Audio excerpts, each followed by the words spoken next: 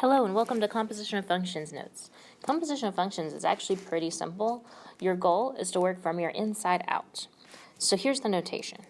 It's going to be, it looks like this, and the way you say it is f of g of x, right? So instead of just f of x, it's f of g of x because g is inside of f.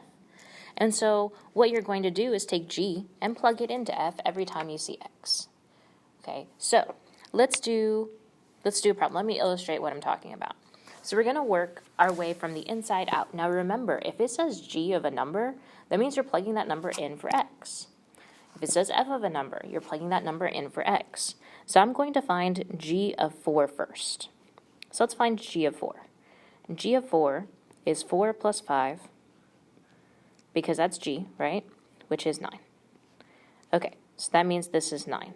So that means I'm now finding f of 9 because g of 4 is 9. Now I'm going to take that 9 and plug it into x squared. That's all we're doing. We're plugging it into a function, and then we plug whatever we get into the other function. So if I'm finding f of 9, well, f of 9 is 9 squared, because the equation is x squared, so 9 is now x, and 9 squared is 81, which means my answer is just 81. That's what we're doing today. Let's do another one. So your goal, again, is to work from the inside out. So we have to now, for part B, find f of 4 first. So let's find f of 4. F of 4 is going to be 4 squared. Don't forget that anytime you plug something in, you have to put it in parentheses. 4 squared is 16. So we're finding g of 16 because f of 4 was 16, right? So I'm replacing f of 4 with 16 because that's what it equaled. Now g is the equation x plus 5.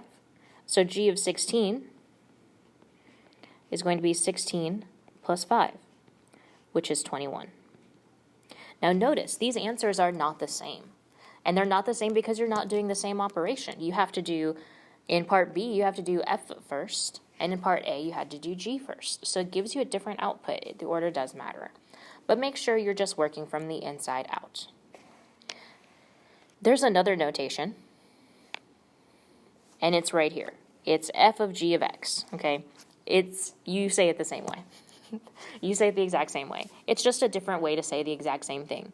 So f of g of x with a little o in the middle is the same thing as f parentheses of g of x. So that doesn't change anything.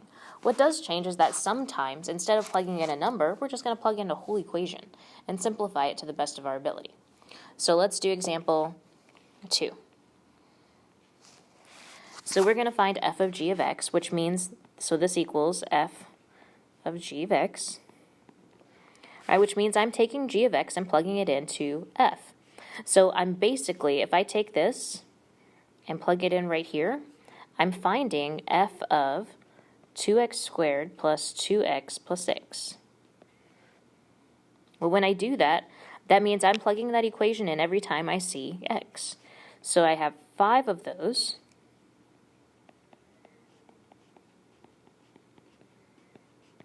Plus 10. Because f of x is 5x plus 10. Now we'll take that 5 and distribute it.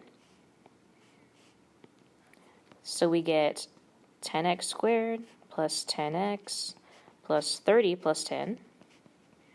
And then, of course, I can combine like terms. So I get 10x squared plus 10x plus 40. Now again, you have to read, right? Because part B says g of f of x. So instead of finding f of g of x, I'm finding g is on the outside. Well, f of x is the equation 5x plus 10, which means I'm finding g of 5x plus 10. Well, that means I'm taking 5x plus 10 and plugging it everywhere I see x into 2x squared plus 2x plus 6. So you have 2 5x plus 10s squared plus 2 5x plus 10s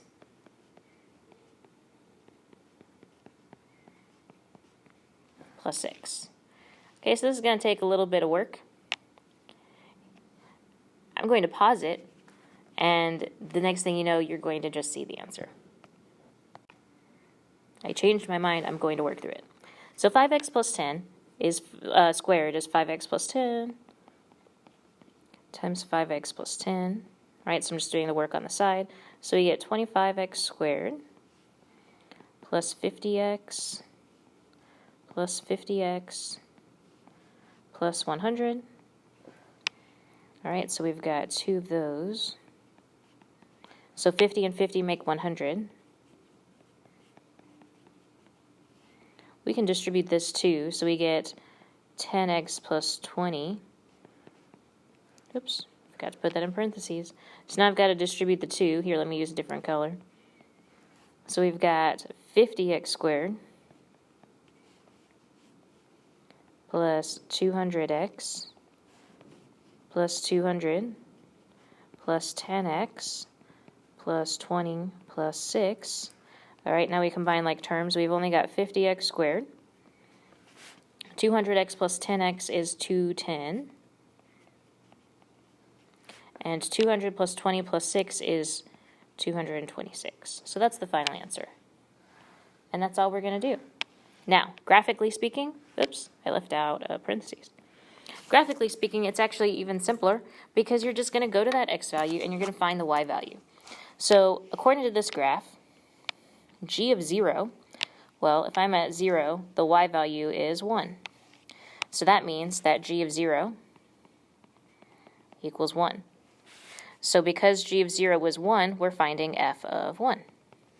Well, according to this graph, f of 1 is down here at negative 5. So it's negative 5. And that's the answer. So pictures are even easier. You don't have to do any calculations. You just go find where the y value is, given a specific x value. And that's it.